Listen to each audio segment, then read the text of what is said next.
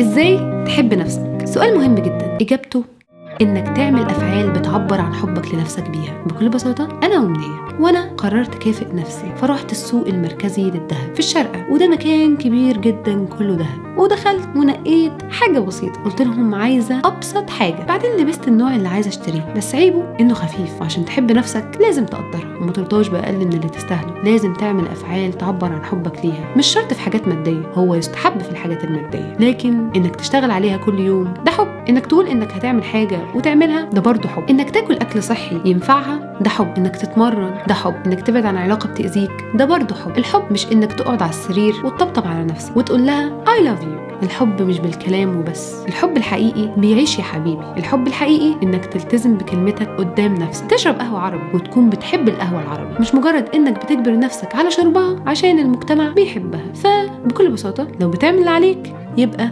هتحب نفسك.